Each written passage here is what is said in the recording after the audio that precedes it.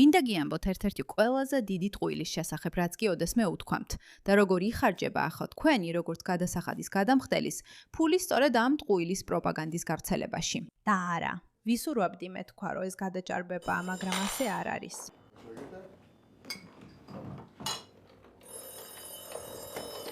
გამარჯობა. დიახ, ბოდიში. შეგვიძლია ცოტა მოგვიანებით ვისაუბროთ. ეხლა ეს ადამიანები მყავს, რომლებიც ნაკბას შესახებ ინტერვიუს იღებენ.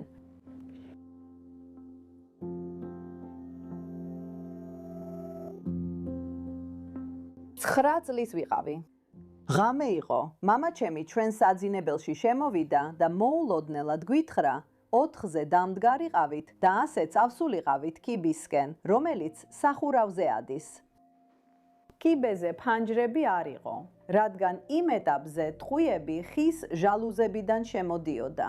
მეორე დღეს კი, რაც შეგვეძლოც ამოგვეღო, ავიღეთ და ბიძაჩემ ჰუსეინის სახლში წავედით. კარგი, თუ პირველად უყურებთ ამას, შეიძლება ჩემნაირად იფიქროთ. ღმერთო ჩემო, რა დაემართა ამ საწალ-ქალს? ეს თითქმის ჰოლოკოსტის გახსენებას გავს. ეს საწყალი ქალები, ეს საწყალი ადამიანები, რომლებმაც ასეთი გულწრფელი და მძიმე ტრაგედია გადაიტანეს. და ამას რა კავშირი აქვს თქვენს გადასახადებთან? მესმის რომ კითხულობთ. მოდით ერთი წუთით განვიხილოთ. მათთვის ვინც არ იცით რა იყო ნაკბა იყო და გარკვეულწილად დღემდე არის პალესტინელების მასობრივი გამოძევება საკუთარი სახლებიდან 1947-დან 1949 წლამდე ბოროტი ისრაელის სახელმწიფოს მიერ, მიუხედავად იმისა, რომ ეს ომის დროს მოხდა, რომელიც თავად პალესტინელებმა დაიწყეს. მაგრამ ეს სხვა დროისთვის საუბრის თემაა. ეხლა როგორც ცნობილია, ორი ადამიანი ჯერ კიდევ ამ დევნილთა კატეგორიაშია. ესენი არიან დები, ბელა და ჯიჯი ჰადიდები. დიახ, იცით, ის სუპერმოდელები, რომლებიც ამერიკის შეერთებულ შტატებში ცხოვრობენ და ყველა ეკრანზე დომინირებენ. ხო, ისინი ამ ნაკბას თემის მიხედვით ლტოლვილებად ითვლებიან, რაც ახლა ხდება. და დღეს ან ამ კვირაში ეს აღინიშნა. და მიზეზი, რატომაც მინდა ამაზე გესაუბროთ, არის ის, რომ ეს ვიდეო, რომელსაც ახლა ვაგრძელებთ ყურებას, აშკარად დაფინანსებულია ზოჰრან მამდანის მიერ. ვინაც იყენებს თქვენს გადასახადებიდან მიღებულ ფულს, იმის სიცრუის გასავრცელებლად, რომ თითქოს ეს ფაქტია. დღემდე ამ ადამიანებს 90 წლის შემდეგაც კი კვლავ ლტოლვილებად მიიჩნევენ იმ კონფლიქტიდან, რომელიც თავად დაიწყეს. კერძოდ, დღეს ნაკბას დღეა, ყოველწლიური ხსოვნის დღე, რომელიც ეძღვნება 1947-დან 1949 წლამდე ისრაელის სახელმწიფოს შექმნისა და შემდგომ წლებში 700,000-ზე მეტი პალესტინელის გაძევებას. ინდია ნიუ-იორკელია და ახალი ნაკბას გადარჩენილი. მან ჩვენთან გააზიარა ისტორია, რომელიც სახლს, ტრადიციებსა და თაობებზე გადაცემულ მოგონებებს ეხება. და რა თქმა უნდა, რაშიდად ლაიბმა გადაწყვიტა წარადგინოს ნაკბას აღიარების რეზოლუცია, კვლავ თქვენი გადახდილი გადასახადების თანხის გამოყენებით. იმისთვის, რომ ხალხის ყურადღება მიიპყროს ამ ყველა ღარიბი ლტოლვილისკენ, რომლებმაც 90 წელზე მეტი გავიდა და ჯერ კიდევ ვერ ისწავლეს, როგორ შეწყვიტონ მსხვერპლის მენტალიტეტში ცხოვრება იმ რაღაცის გამო, რაც თავად ჩაიდინეს. ეს რეზოლუცია 1289, რომელსაც თანაავტორობა გაუწია 12 დემოკრატმა, მათ შორის რა თქმა უნდა წარმომადგენელმა ილხან ომარმა, ნაკბას აღწერს როგორც მიმდინარე პროცესს, რომელიც დაკავშირებულია ისრაელის დაარსებასთან და მოუწოდებს აშშ-ს აღადგინოს დაფინანსება უნრვა-სთვის, ამავე დროს დაიცვას გაეროს რეზოლუცია 194. გაგახსენებთ, რომ უნრვა ის ორგანიზაციაა, რომელსაც ჰამასი, ტერორისტული ორგანიზაცია, მუდმივად იყენებს. ის ასევე ახსენებს სხვათა შორის, რომ უნდუას ზოგიერთმა თანამშრომელმა 7 ოქტომბერს რამდენიმე ისრაელი გაიტაცა, მაგრამ ეს სხვა თემაა. ეს იხსენებს 1948 წლის ომს, რომელმაც დაახლოებით 700,000 პალესტინელს გადაასახლა სამოქალაქო ომისა და არაბული შეჭრების ფონზე.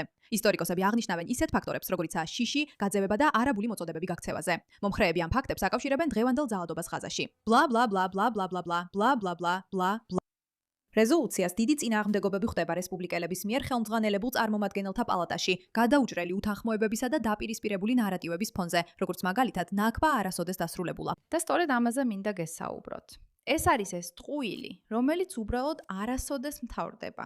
ნაკბა არასოდეს დასრულებულა. ეს მსხვერპლები ყოველთვის მსხვერპლები არიან. ეს არასოდეს დასრულდება. ისინი ყოველთვის ლტოლვილებად დარჩებიან. და ვფიქრობ, რომ NAS, the Daily NAS, ალბათ ერთ-ერთი ყველაზე ზუსტი ხმაა ამ ყველაფერში. ნარატივის დარღვევის გაფრთხილება. ჩემს არაბულ სოფელში უხუცესებმა მათთვის ვინც არ იცის, ნასირ იასინი ისრაელის არაბია, კარგი? ჩემს არაბულ სოფელში ისრაელში უხუცესებმა მითხრეს, რომ ყველაზე მდიდარმა პალესტინელებმა თავიანთი მიწები გაყიდეს და პირველებმა წავიდნენ. 80 წლის შემდეგ მათი შვილიშვილები ახლა აცხადებენ, რომ გადაადგილებული მსხვერპლები არიან. მე იმდენად ალერგიული ვარ მსხვერპლის მენტალიტეტის მიმართ, ეს სისხლს მიდუღებს. ინდოეთსა და პაკისტანში დაახლოებით იმავე წლებში 15 მილიონი ჰინდუ და მუსლიმანი გადაადგილდა. იქ არავინ ცდილობს მსხვერპლად წარმოჩენას. დროა, წინ წავიდეთ. მსხვერპლი მხოლოდ ერთხელ შეიძლება იყო. ამის შემდეგ უკვე მოხალისე ხარ. და დიახ, ვფიქრობ, ეს აბსოლუტურად სწორია. სხვათა შორის ლარა ლუმა პრეზიდენტმა ტრამპმა უნდა შეწყვიტოს ნიუ-იორკისათვის ყველა ფედერალური დაფინანსება მანამ, სანამ მამდანი არ გადადგება.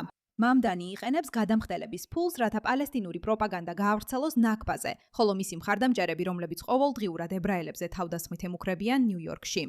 ტრამპს შეუძლია მარტივად მოიგოს ეს ბრძოლა. თუ ნიუ-იორკს ყველა ფედერალურ დაფინანსებას შეუწყვეტს მანამ, სანამ მამდანი არ გადადგება. ეს მარტივია. მოდით უყუროთ ამ აბსურდულ ვიდეოს, მაგრამ არა მანამ, სანამ არ ვნახავთ ამ სულელ რაშიდა ტლაიფს, რომელიც გამოდის და საუბრობს ამ პროპაგანდაზე, რომელსაც თავადაც ეთანხმება. 2026 წლის 15 მაისი მარკის. სხვათა შორის მოგესალმებით გადაცემაში პუშბექი, მე მეირა კეი ვარ, თქვენი წამყვანი. არ დაგავიწყდეთ გამოწერის ხილაკზე დაჭერა, რომ გაავრცელოთ ეს ვიდეო და გააკეთოთ ყველაფერი, რაც საჭიროა, რომ ინფორმაცია გავრცელდეს. რადგან უკვე საკმარისია. დროა რომ წინააღმდეგობა გაუწიოთ. ნაკბა 62 წლის თავი.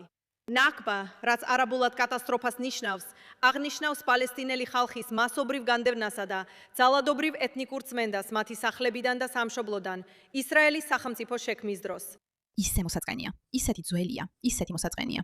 რა თქმა უნდა, ჯერემი ბორინგიც ყავს. ნაკ ბორინგის. ეს სრული შეცდომაა.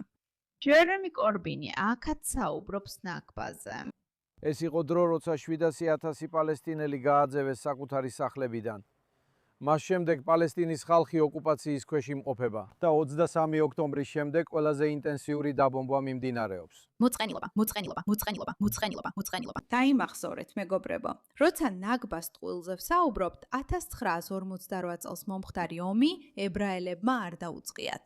ომი ამ ხალხმა დაიწყო და შემდეგ მათ მოუწიათ შედეგებთან გამკლავება, რაც ზუსტად მათი მოქმედების სტრატეგიაა. ისინი იწყებენ რაღაცას, შემდეგ შედეგი დგება და ამ შედეგში ადანაშაულებენ იმ მიზეზს, რის გამოც დაიწყეს. გასაგებია. ეს დაუჯერებელი და გენიალური სვაა. ისინი ისტორიას ასეხვებიან და ამბობენ: "კარგი, ჩვენ ომს დავიწყებთ ებრაელებთან." იწყებენ ომს ებრაელებთან. ებრაელები იმარჯვებენ. შემდეგ ისინი განდევნილნი ხდებიან. და შემდეგ მათი პასუხია: "გაგვაწევეს, რადგან ებრაელებთან ომი იყო." ზუსტად არ მუშაობს. იგივეა მთელი 7 ოქტომბრის ამბავთანაც. ეს არის სტრატეგია, რომელსაც ისინი იყენებენ. ტერორიზმს იმიტომ ვიყენებთ, რომ ჩვენი ტერორიზმის შედეგებია ასეთი. ეს იმდენად დაბალი ინტელექტისაა, ეს სავალალოა. მართლა გუწრფელად გამორჩეულად სავალალოა. ჰუსეინის სახლი ნაბლუსში. რადგან ნაბლუსში ბრძოლა არ ყოფილა, სიონისტები ხო იცით იერუსალიმში შედიოდნენ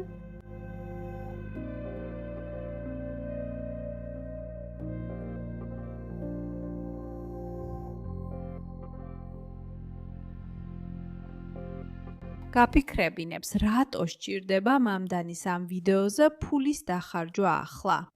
კარგი ამ პროპაგანდაზე. რა არის ისეთი, რაზეც ნიუ-იორკს ახლა ყურადღება უნდა გაამახვილოს. როცა თოვლის გაწმენდასაც ვერ ახერხებენ, როცა მილიონი სხვადასხვა პრობლემა აქვთ, სწორედ აქ უნდა იხარჯებოდეს ფული. და კიდევ ერთხელ გახსენებთ, რომ ეს ერთ-ერთი ყველაზე დიდი ტყუილია, რაც კი ოდესმე თქმულა. თითქოს პალესტინელები მსხვერპლნი არიან. არა, ისინი ავრცელებენ მსხვერპლის მენტალიტეტს, რომელსაც თქვენ წინააღმდეგ იყენებენ, სასარგებლო იდიოტებო. და ახლა მათ მოახერხეს თქვენი გადახდილი, გადასახადების ფულით ამ ტყუილების გავრცელება. ანუ პროპაგანდის მანქანას რომ ეს გამოსდის, განა გამაოგნებელი არა.